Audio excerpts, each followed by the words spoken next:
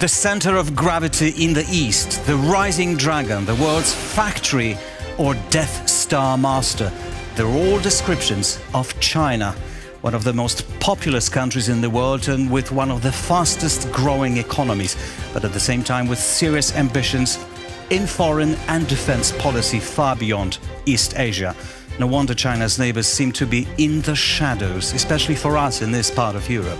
But really, a lot is happening there. Are we ready to rediscover Asia beyond China?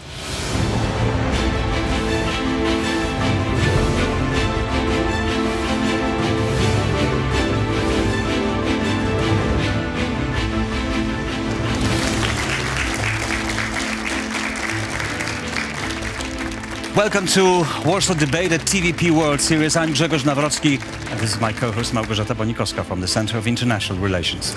In this program, we talk about global issues as seen from here, from Central and Eastern Europe. In our Warsaw studio, we bring together experts, politicians, activists, scholars, and the audience from various backgrounds and organizations. Welcome. Welcome. Welcome. Many thanks for joining us. In today's program, we are moving east. In fact, we have been moving east for decades now, but the destination has been mostly China. China, obviously China. This is where our politicians and business people travel, hoping to sign lucrative contracts. But for some reason, they suffer from the Asian eclipse, not looking outside China. And the address book there is much, much fatter and to a large extent still overlooked. Indeed, we have India, South Korea, Indonesia, Malaysia, the Philippines, Singapore. Long list. Just a part of the list and a part of the world that we need to closer look at.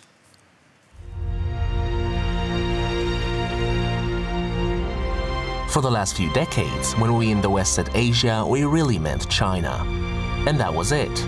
It was big enough, ambitious enough, and perhaps dangerous enough to capture our attention.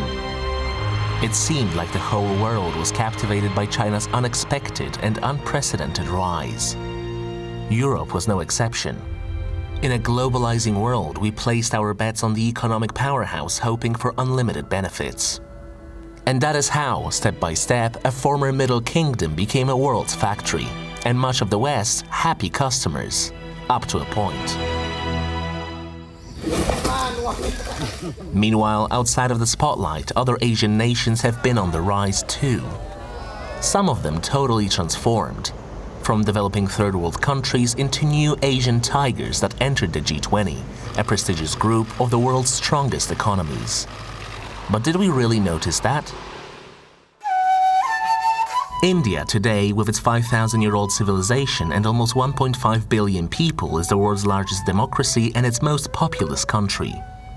It isn't called the world's factory, but with Bollywood glamour of nearly 2,000 films per year, its pop songs and dance, spiritual culture and vibrant business, it does have something for everyone. The ASEAN nations of Southeast Asia, such as Thailand, Vietnam, the Philippines, Singapore, Indonesia, Malaysia, are growing rapidly and are eager for international partnerships. On their own, without the shadow of their big neighbor. Let's move to the east, Japan. With its robots and cars, it offers a blend of tradition and cutting-edge modernity. South Korea, with its Oscar-winning films, K-pop sensations like Gangnam Style and electronics, is now present all over the world, including Poland. Are our politicians really making use of the opportunity? Hardly. While Eastern Europe has dealt with Asia for centuries through the lens of colonialism, Eastern and Central Europe comes without that baggage. Is this an easier way to make partnerships with the rising Asian giants? When, a decade ago, China began flexing its muscles and projecting its power, the West started to change its attitude. Open arms were replaced by caution and then fierce competition. Washington declared Beijing its most dangerous rival. Europe's enthusiasm for doing business there started to wane. So, in 2024, when we look at Asia, what do we really see? Has China remained as a tempting partner, or are there opportunities for Europe to be found elsewhere?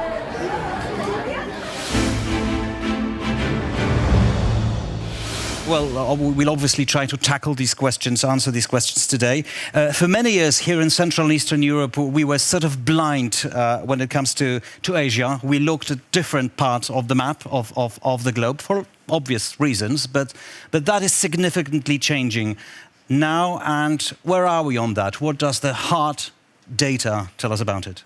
Indeed, it's always good to look at some data. We were looking west, so let's look at east at the moment. Let's take the top 20 largest world economies. Of course, you will find China here, number 2. But look at top 5. We have Japan here, number 4, and we have also India, number 5. What is important is that Chinese economy is slowing down at the level of 5% recently, while Indian economy is booming, is really growing. We have now 8%, and India has all the chances to beat Germany very soon, to become number 3, and maybe even number 2 world largest economy in the future. It's incredible. And then we have also South Korea here, Indonesia here, number 14, number 16. Very interesting economies. South Korea is a miracle. It's one of the Asian tigers in a very relatively short time. And Indonesia is very big. It's 270 million people. So it's really good to look at these economies. And let's move to people, by the way. Let's see now where are we as far as those who come to Europe. If we take statistics, top 10 non-EU countries whose citizens receive residence permit in Europe. If we forget for a little moment Ukraine and Belarus, because of the war, of course, we have this immigration. India is leading. As you can see, Indians come to Europe. Indians come to work, to study, so they are with us. And it's not only Indians. We have also Chinese, of course, including Hong Kong. And then we have also some other nations for different reasons, work also, but also political instabilities.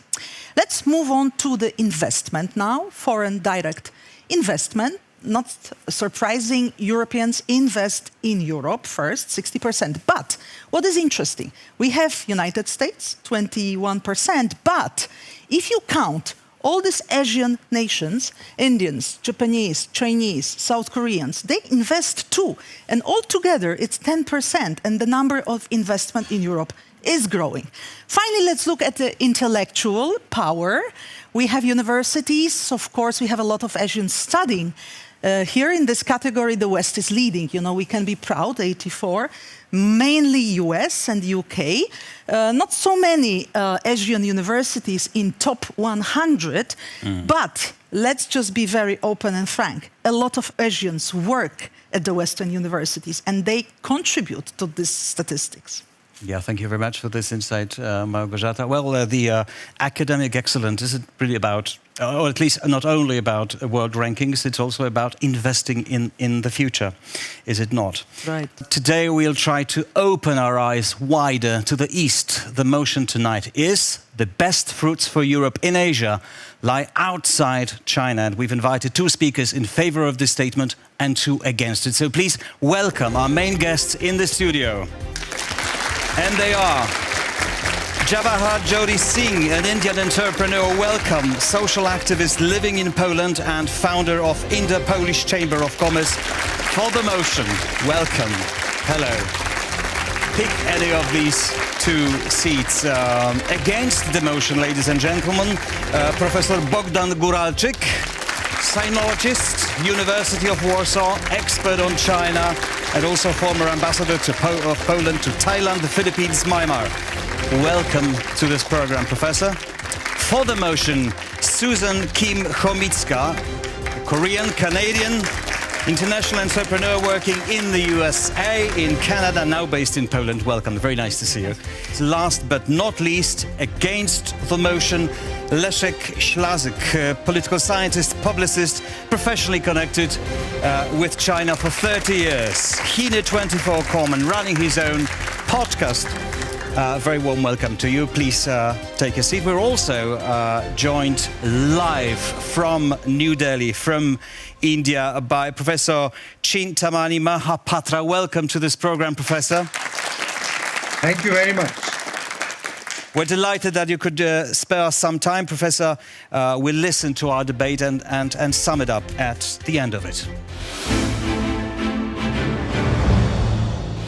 All right, the audience has just voted for the motion, and the results are following. 84% for the motion and 16% of the audience here in Warsaw against it. So let's start with opening statements from each of the speakers. We've got a couple of minutes for each speech, and the first one would be JJ Singh.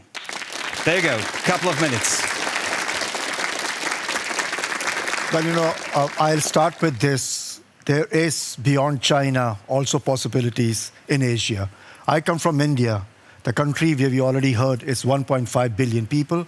GDP growth is right now almost 8%. The GDP is around $3 trillion US. We are number 5th largest economy in the world and going to be very soon number 3. Now, we have the possibilities also because there are a lot of young people in the country who are actually contributing to the fintech, to the biotech, and to all the artificial intelligence and the other IT products, which, of course, EU and the other nations can make use of it. If we see the middle class in India, it's already on the rise. Today, we have almost 600 million people. And these are the people who are having the purchasing power. These are the people who are hungry for the new luxurious goods, automobiles, new stuff. So there is a market for the European products, and not only European products. Seeing from the Indian side, we are already having a robust partnership with EU, 120 billion euro for 2023. European Union is almost like 12% of the investment for the foreign direct investment in India. So we are already on the track. We are having some issues with the free trade agreement, which is again under discussion, and I'm sure that will be covered up. So what I see for EU, the best option is also not to put your all eggs in one basket, but to diversify. We have seen that during the COVID times, how much there was a trouble with the supply chains. Today, world has found India can produce. They are delivering. So guys, I'll just finish up by saying, yes, India is there. Thank you. JJ Singh, thank you very much indeed. The arguments for the opposite side, Professor Bogdan Guralczyk, please. To a speaker's circle. They've got a speaker's corner in Britain, we've got a speaker's circle. Means 2 minutes, 2 minutes, 2 arguments.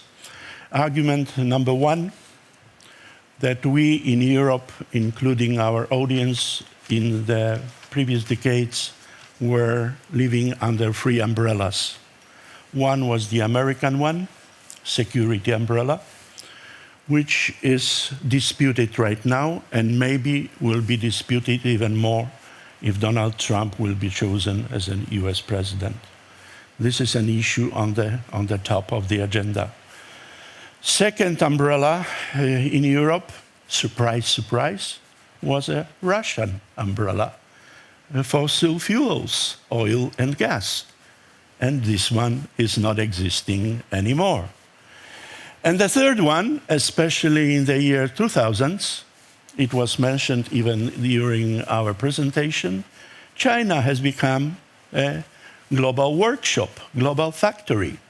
And we saw it, how dependent we are from Chinese medicaments or masks during the COVID pandemics. So, like it or not, we are dependent on China. And for a short time, we need to be engaged with China because we cannot cut it immediately. So China, like it or not, is our partner, not necessarily our enemy or definitely competitor. And point number 2, that we are living in the era of strategic competition. Strategic competition between 2 major global superpowers, United States of America and China. And Poland, for obvious reason, is not with China. We are in the Western American camp. But if that is so, it means that whatever happens in the US elections, US citizens are as divided as the Polish ones, but they have one strong bipartisanship, one strong point, that is China. Professor So China Kowalczyk. is our contender. Thank you in very the much. long distance. In a nutshell, for a short time, we need Thank to you be very much. engaged with China.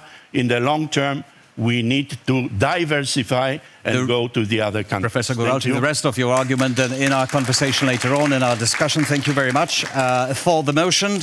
The other side then, Susan Kim-Chomicka. The floor is yours. The speaker's circle is yours, yeah. Ladies and gentlemen, there are 48 countries in Asia. We don't need, as European countries, to look just at China or even India to find the sweetest fruits in Asia. I'll give you the example of Poland. Did you know that the second largest foreign investor outside of Europe is Korea? Korea was the first serious investor in Poland from Asia, and they started in the 90s. But around 20 years ago, when I was with the Polish embassy in Seoul, we managed to attract the second wave of Korean investment, bringing in over $1 billion in investment, leading to Poland being one of the largest producers of television in Europe. And we not only brought manufacturing and assembly, we also brought high-tech investments, such as the Samsung R&D Center, which currently employs 1,500 people researching the latest technologies. Relationships with Asia take time. And over the past 20 years, that fruitful relations we've had has built trust, and the transparency of governance has culminated in 550 Korean-invested companies operating in Poland. We have become, in Poland, the largest producers of lithium-ion batteries in Europe and number 2 in the world. We have close cooperation in military and defense, future plans for nuclear development, nuclear energy development, and also possibly tank manufacturing here in Poland. I bring up the example of Korea and Poland, not because I'm a Polish-Canadian citizen with Korean background, but used as an illustration of why all the potential benefits that we can have with one of those 47 countries. Susan, thank you very much indeed. Thank you for this speech. And Leszek Slazyk against the motion, ladies and gentlemen. Ladies and gentlemen, I'm not sure if I'm against something. I'm from manufacturing sector, and I'm looking at the thesis of this meeting from this point of view. We call China global factory, but actually we don't understand what it means. What does it mean, global factory? Within the last 30 years, we moved from developed countries, our major manufacturing power, to China. Now, China, only China, has output bigger than the United States, Germany, Japan, Korea, and India all together. China has bigger output, manufacturing output, than those 5 countries, whether we like it or not. It was our decision, and it was done within decades, not within just one day, 1 week, 1 month. It took 30 years for China to get the major role in many supply chains, global supply chains. For example, if we say about the batteries, okay, we can produce batteries even in Poland, but if we have no lithium from China, and especially if we have no graphite from China, we can do nothing. If you think about renewable energy, about renewable sources of energy, without China, it's impossible to do. Why? Because China, thanks to us, monopolized, for example, solar power or wind power. This is our job. So we can look for fruits outside of China in Asia, but if you want bread and meat, you have to search it in China, whether you like it or not. That's the reality. Thank you. Let's start this discussion on this Chinese note. For many, many years, we were actually sort of blinded and fascinated by the opportunities that China brought us and gave us. But now we're becoming here, at least here in Europe or in transatlantic region, much more skeptical for obviously political reasons. But is it not too late? Can we afford to actually distance ourselves from China? Well, we can try, but it won't be easy. China is definitely the major second superpower on the globe. And what is extremely important is emerging as a technological superpower, which means that China is surpassing us, as my predecessor was just saying, in high tech. In artificial intelligence, we have only two players on the globe. That is but US you said, and Professor, China. we could try, but should we try? Should we give it a try? Probably it will be necessary because we are living in different times. We were engaged with China for several decades. And since 2018, we have trade and customs war with China. And it's going to grow. Strategic competition. Yeah. So it is completely different era. Yeah. Because So the Western world, starting from the US, realized how big is the Chinese challenge. Have you changed your mind a little bit? Because from one of your interviews, I'm reading in one of your interviews, regardless of what Americans think, you have to align with China. This is the quote from... Not recently, because I'm changing my mind definitely, due to the two factors. One was the pandemic, when we discover how deeply we are engaged with China and how deeply dependent from China we are. And secondly, of course, Russian aggression, full-fledged aggression. That changed everything. That changed a lot because we are on different side of the barricade. Even in China, I'm saying right now that there will be no business as usual in our bilateral relations until the war in Ukraine is not over. Do you think that China is going to lose that dominance that we're observing at the moment? Well, I think at some stage, yes, because we are already seeing that it is losing. But we have to remember one thing. The trade between EU and China is roughly around 740 billion euro. You cannot do it That's a big thing. Exactly. Yeah. So, I think Europe has to prepare gradually to, do a differentiation of cooperation. And what Professor said earlier also, with the war in Ukraine and the situation of the geopolitical, what China is doing right now in the Southeast Asia, I think that calls for whole Europe to rethink how they want to engage with China. I'm not saying... Can India substitute China in any way? Well, I don't think so it will be possible. Or Asian countries? Well, they can diversify, I'll put it this way. It is not the way that they should just eliminate the cooperation totally, because West, generally US and Europe, wanted China because that was a cheap market for them to produce. You said it's actually almost our fault that we've made it grow in this direction. Yeah, yes, it is, and the fault which we make right now is like, for example, we can discuss that we will move some production or whole production to Vietnam or to India. Energy. It was our mistake. If you want to produce something, you need energy. If China by itself as a manufacturing output is bigger than USA, Germany, Japan, Korea, and India all together. So how you want to replace within 1 to 5 years? So how long? Because the two gentlemen have just said that we should be actually at least trying to do this. What would be the time scale? We were doing 10 years, that 20 for years? 40 years. Yeah. Yes. How long will it take us to make it back? We need at least 40 years. Why?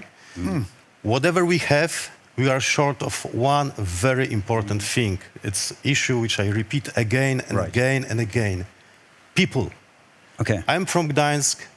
There were shipyards. There was whole universum of the whole infrastructure for shipping building, beginning from the schools, university, up to the shipyard.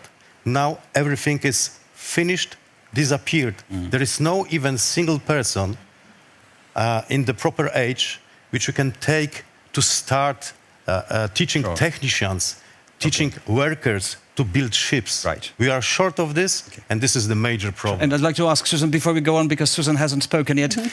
So what is there in the Southeast Asia that we should really bet on, knowing that we should really change our strategy towards China?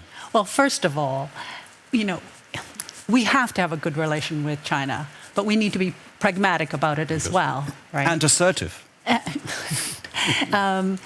Because the reality is that in new critical technologies, China is now has 75%, is a leader in 75% of those new critical technologies. And the rest are the US, 7 only. Right? That's kind of scary. And what's worse is that they have a monopolistic hold on many of those. So one way or the other, we will be having to deal with them. But there is promise here and there. For example, in the question of AI, Singapore has one of the world's premier... It's number 3. It's number 3 after US. One of the premier AI labs in the world. By the way, it was headed up by a Polish professor, Dr. Arthur Ecker, who's a friend of mine. Academic exchanges, we've talked about it. Yes, absolutely. They're also a leader. They also have a national policy for AI. But, okay, but you're talking about industries, I understand, but can the rest of the region somehow, pardon me for this word, substitute the potential of China, working together as Asian countries plus India plus other countries of the region? Do you believe that they can replace this Chinese potential that we have contributed to building? I think it'll be difficult to replace, and largely because of the governing structure of China. When China decides they want to do something, they can flip at a switch, right? When they decided, when Xi Jinping decided, made in China 2025, here are the leading technologies, and China is going to be number 1, the whole country moved, right? Everybody was looking for ways to accomplish that. We're talking in the rest of Asia. This is the working mode of dictatorships. It's much more, it's much quicker. Unfortunately, that's the case. Efficient. And so the rest of Asia has all the individual countries with different policies and different structures. Sure. Professor Guralczyk, and then JJ, I remember you will be surprised, our audience, if you look for the major power in Asia, it is still United States of America. We have think tank, Australian think tank, Lowy Institute, which is producing for more than a decade so-called Asia Power Index. And still, according to this index, if you take US as 100% as a number 1, China surpassed 90%. And for instance, India, South Korea, and Japan combined is smaller than China. So we have 2 major players on the Asian continent right now, which is US and China.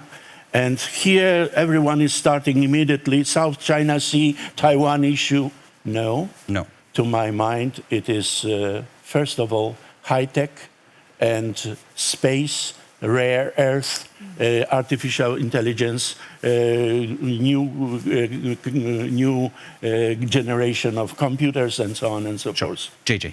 Yeah, I mean, and like I said, we cannot just finish the cooperation, but the question is also how we can jointly work to diversify. Coming back to the same point, you asked the question about whether the countries in Asia can cooperate.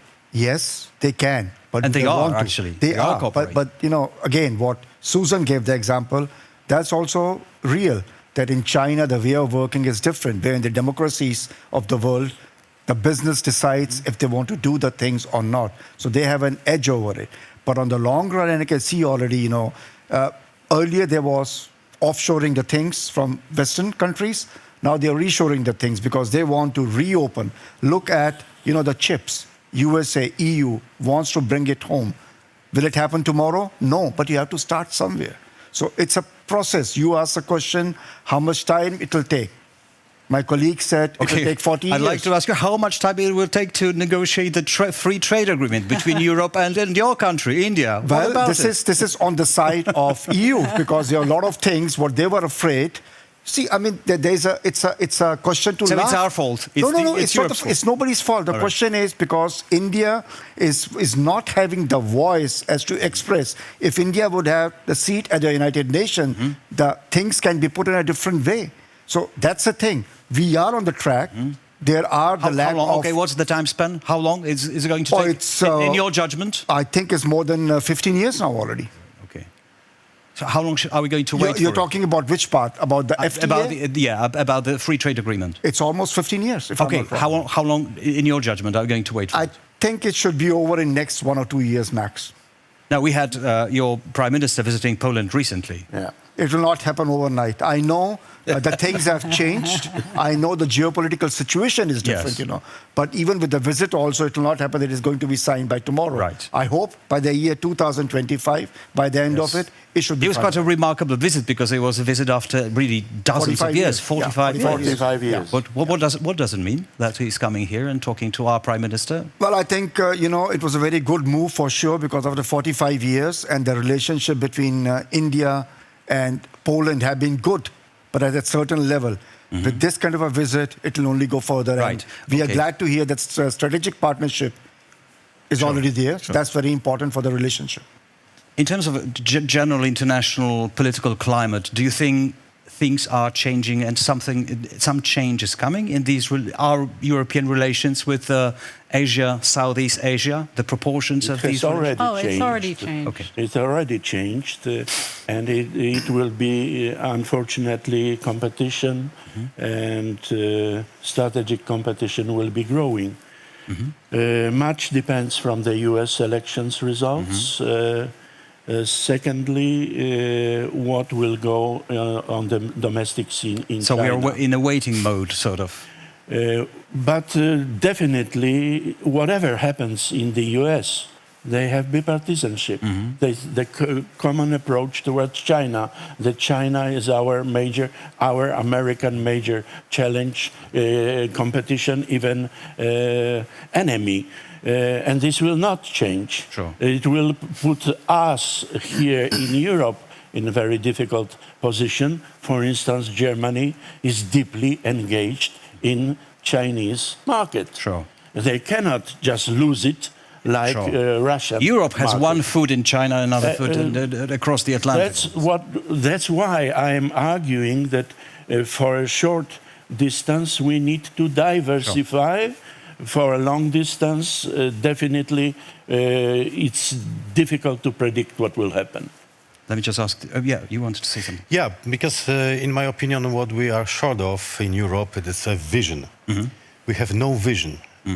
Like, for example, China is following other East Asian countries, like, for example, South Korea. They do have a vision. They do have a vision. Yeah, of course. But in South Korea, General Park, at the end of 1960s, at the beginning of 1970s, he decided that South Korea will be the global champion in shipyards, in building of ships. And it happened. Topic close to you. Just ordered to leaders of big companies, you will do what state want you to do, not business is leading the country like United States, but the country, the state is leading the business. And the same is now in China. What we are short of, this is a vision, what we want to do as the thesis of this meeting.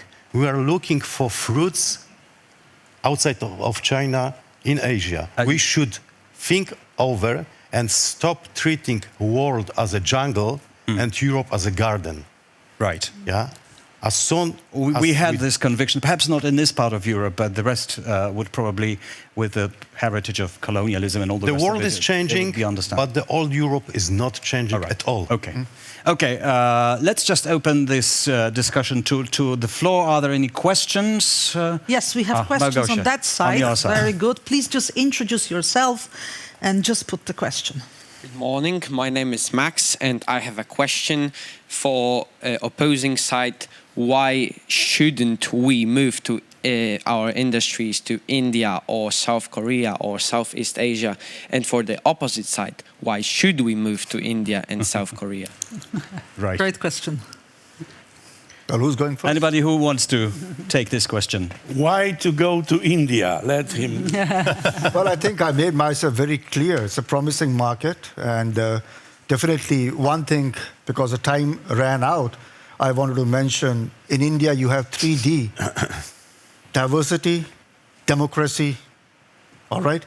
These are the two most important Ds what we are having in India right now. The largest democracy in the world. It's the largest democracy in the world. And what EU in general stands for is the rule of law, democracy, and that's what we are best at. Plus, right now, with a production house picking up in India, I think it's a natural choice. When you look at the numbers also, with 1.5 billion people in the country to trade with, for the exports from EU to India and the other way for the production also, I don't see any other partner size matter. And the third D is demographics. Yes. Yeah. So you have 3Ds. And the opposing side. Well, if you wish to escape from China now, you cannot. This is our problem. Our trade volume is 18-1. 18 on Chinese side, 1 on our side.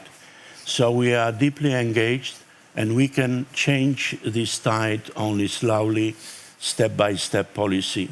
I'm actually for diversification of our partners in Asia due to this growing strategic partnership. But if I were to ask you about political mistakes, are we making any major political mistakes at this stage? We neglected, first of all, and still are neglecting East Asia, that the global power shift has taken place. But why is that? It is not Why is that? Atlantic The word data- anymore. Yeah. It is Pacific word, Indo-Pacific word. And we are still dreaming that we are in the Professor, previous let's era. take a step further. Why are we still dreaming? We do have data available. We do have people talking about it. Why are politicians still blinded? This is for our politicians to ask, because I'm voting very strongly. Time to engage, time to make a strategy for East Asia, for Asia as a whole. And what kind of answers do you hear? No answers. They are not interested because we have a war in Ukraine. So we have only Moscow, Kiev, London, Washington, Brussels. If I can, I would not no agree, New if I Delhi, may. no I Beijing, jumped in no because I Jakarta. think Małgorzata. that's exactly why we are doing this program. I think we just spotted Europeans really reflect on that very deeply. And we are very aware of all this complexity of the world.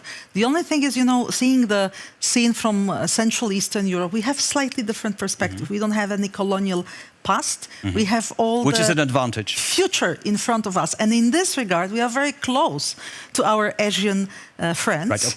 And we would like more cooperation. Definitely are at that stage. But I agree, diversification is really Is key. the key.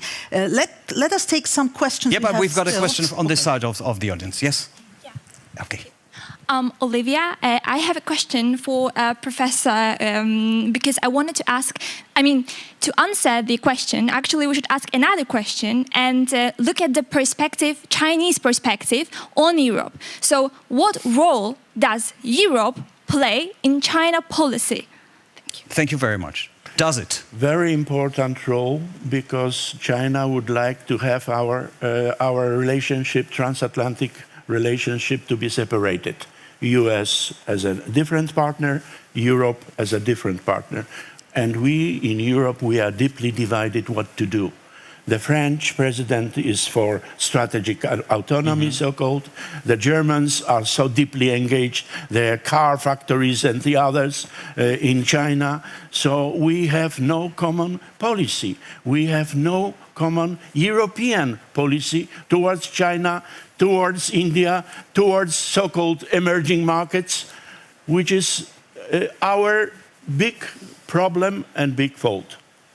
No vision. In a way, it reflects the situation in South and Southeast Asia also, that we are not one country. We are 27 member states in the EU, and that reflects, and in the West, or global West, how we call it, it's over 50 countries, so it's quite difficult to find a common ground. Let's All right, move. another question from your side. Yes, Małgorzata. What non-strictly economic benefits would Europe have from cooperation with the Asian countries that are not China? Other not economic profits, Yes. something else. Yes. Right. Instead of talking all the time about economy, what else do you offer? Values, democracy, and so on and so on. Well, All right. like I said already, the biggest value is democracy, culture, heritage, spirituality, I mean, I can name few if you're talking about besides business. So I think India, with this diversification and the land so big. Can I help them? Technology. Yes, No, please. the question was besides business, clearly. Besides business. All right. Technology is invention, innovative mindset. What This about is another Bollywood story. films? Intellectual stuff. Okay. Korean pop. Intellectual stuff. Absolutely. Music. Okay. What about the largest, not only democracy, but the culture? India is as That's old what I said. as The China. culture in the beginning, that brings everything under But it's one not roof. only India. All these countries have history. Let's not forget about it. Let's have one final comment sure. on that side. Or a question from, okay. Question or comment? Yes, thank you much. I think what Can we you have please to think about... Can you please introduce yourself? Thomas Lukaszuk, the University of Warsaw.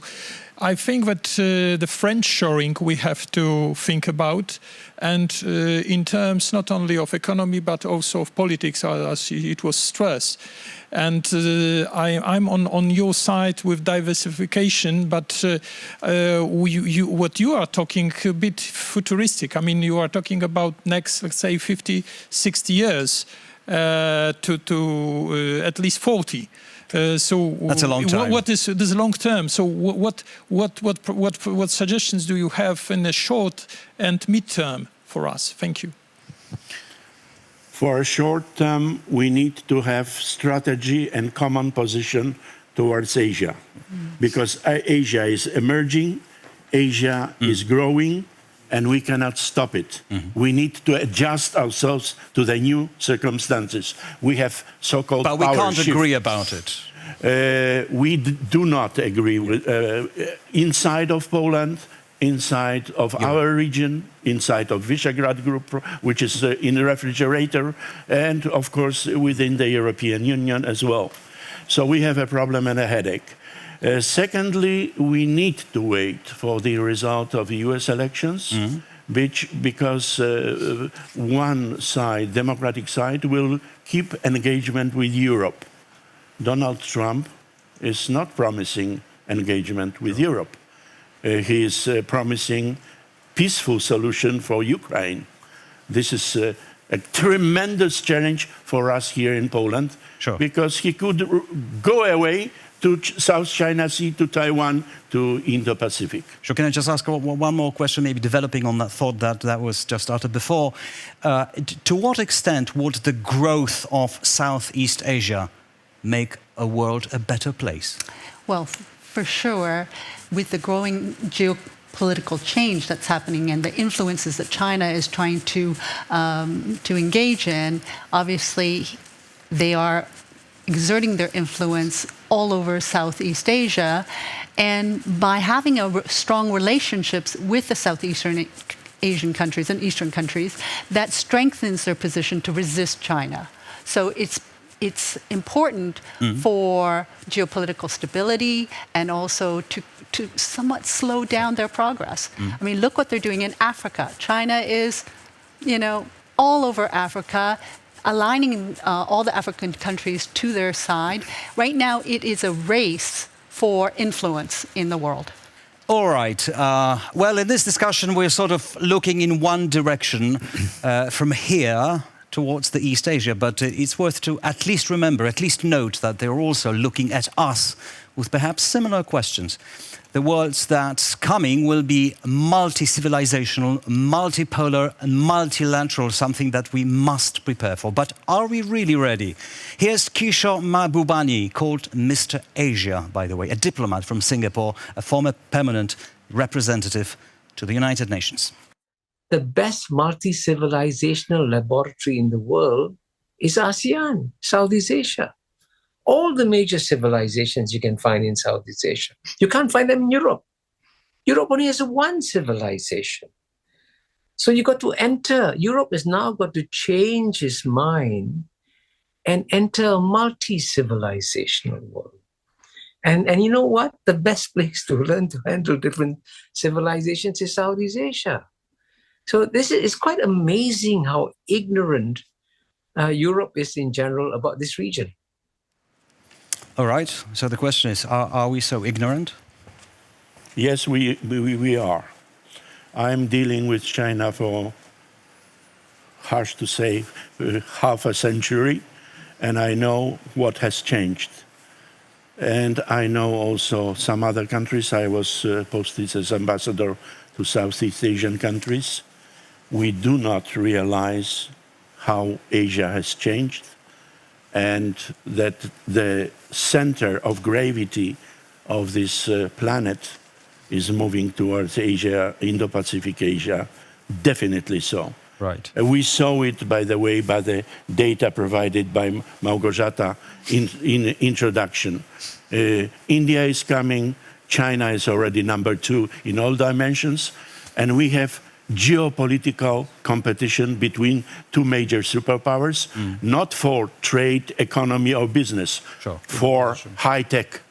But if I may, just one question to you, because the thesis of Kishore is very clear. Europe is, it's arrogant. It's not only that we lack knowledge, we also have a very wrong approach. We don't want to learn. To Susan and to Jay, do you see that we, the Western people, Europeans... you cannot say that right now. Just let's be frank. Are we not only ignorant, but we are arrogant as well? No, I wouldn't say ignorant. I mean, Europe has to open up, for sure. Good. You know, we can see right now what's happening in Europe. I mean, demographics are coming down. Europe needs to open up, because otherwise there'll be no hands to work in Europe. Now, how do we do that? You know, you have to open, first of all, to get the people in, assimilate them, and there has to be a proper program for that. And Europe is not prepared, because they're not thinking in those terms at all. For them, still, anybody who is coming from Asia is, a person who is just coming to earn the money here. They're not bringing in anything good. They don't see the investments coming in. They don't see how the jobs are made. JJ, where do you see the source of optimism? Where do I see this? Yeah. Nowhere. No, but Susan, maybe it's important. I think it should come. I mean, they are not seeing this. Europe is not seeing So you're waiting for the Enlightenment. But it's important, maybe, Susan, because you are a Korean-Canadian, so you know Canada quite well, and you also work in the European Union for many years. Yeah. Do you feel this feeling of superiority from the Western side towards Asians? That's a tough question. That's a tough question. I mean, personally speaking, from a personal standpoint, actually, it's been the opposite. I've had nothing but positive reactions from both living here in Poland and in Canada and US. If I can say, East Asians are kind of considered the model minority, right? And so, we're considered smart and educated and add value. So I've actually had the opposite experience, but, it's different for different... it's very subjective. Different countries. Yes. And Professor Gord. For our audience, before we start to summarize, one very strong point. Both China and India are the most populous countries on the globe. Both 1.4 billion inhabitants. European Union as a whole is just 450 million inhabitants. And with both difficult of them, demographics. India and China, or rather China and India, are in the time of renaissance, rejuvenation, and emergence. Time to wake up our audience, time to start to think about this word different way. Can I add something? But just one sentence, Short short sentence, sentence, please. We don't understand in Europe why China is so attractive for global south. That's one reason. China has shown to the whole world, to the poor world, how to take out 800 million people out of poverty within 30 years. Okay. That's all. For many years, the West, Europe, and particularly Central and Eastern Europe, took little notice of what was happening in Asia outside China, too far away and irrelevant. We felt that the power button set on a transatlantic desk. It seems now that Asia is less and less interested in our buttons and eager to create their own. And it's growing. How is it going to develop? Closing observations after this discussion, after this debate, will be from Małgorzata Bonikowska and her guest. Thank you. Chintamani, are you with us?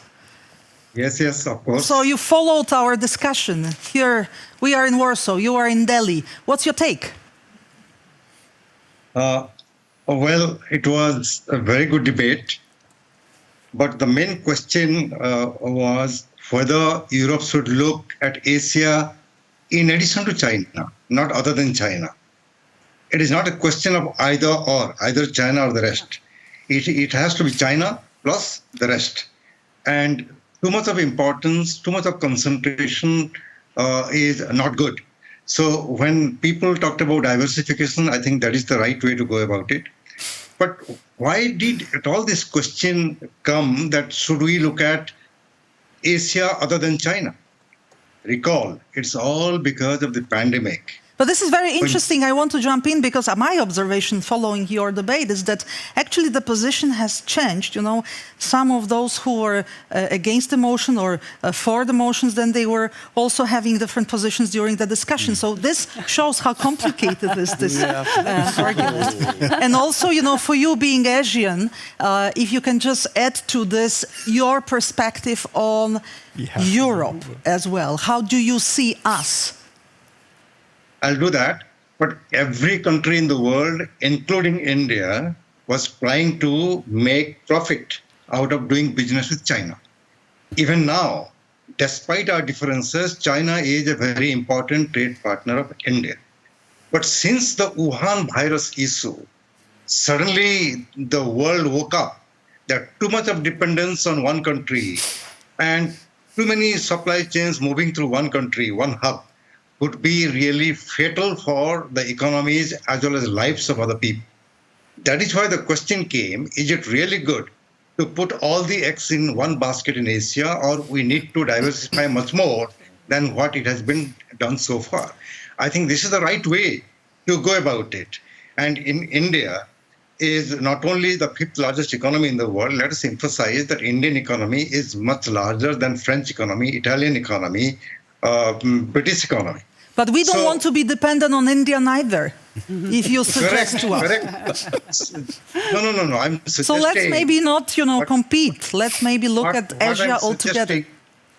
What I'm suggesting is concentration or putting all the eggs in one basket is no good for any country. Right. So it's not. So while we take this lesson from you, I think it's important, and I think the EU and Europe altogether is looking at Asia as a very good large forest with a lot of fruits, right? So the balance, that's one take. The diversification is second one. But how now you as Asians look at Europe? Because there is more and more cooperation between the Asian countries, as you rightly said, China and India even, despite the fact you have border issues, despite the fact that you are rivals in many areas, you cooperate. Maybe you will not need Europe in years to come. Let me give you an example. Europe was increasingly becoming dependent on the Russian gas, Russian energy. Until the Ukraine war, nobody talked about offshoring the energy connectivity with Russia. So this is the time to think about China as well. So don't forget, the pandemic of another kind may hunt the world yet again. So too much of concentration on one country is no good for any country in the world. This is where I am faulting Europe. That realize the amount of dependence many European countries had on Russia, including Germany. But you didn't answer my question. Again, do you think in the future, in the 21st century, Asian century, as Mr. Asia says, Europe will be irrelevant for Asians? Not at all. Europe is never going to be irrelevant. Europe is having a matured economy. You are not going to gallop in terms of growth the way China did, the way India is doing now, or other countries may do. You are a matured economy. You are also a fantastic civilization. Your place will always be there in the world. But what is important is to wake up to the realities of changes taking place in the Indo-Pacific and in other parts of the world, and accordingly adopt a policy where no country should be powerful enough to punish others at difficult times. Thank you very much. There is some hope for Europe. There is some hope. Thanks you. See you. Thank you very much, Professor Mahapatra. Thank you, Małgorzata, for this. Now, ladies and gentlemen, it's time to take another vote. Right, so we've got the results now already. It's changed a bit, 77% for the motion and 23% against the motion. That's the final result after this debate. Ladies and gentlemen, the Asian chapter of our European history will certainly intensify. It's up to us how we will handle this relationship. But first, we need to learn and understand Asia in all its complexity, I might say. Learn and understand, and definitely Asia is more and more important for us Europeans. That's all for tonight. Thank you very much for joining us. This is Warsaw Debate on TVP World in cooperation with the Center for International Relations. For more content from the region, follow us on tvpworld.com and on our social media. See you next time. Goodbye.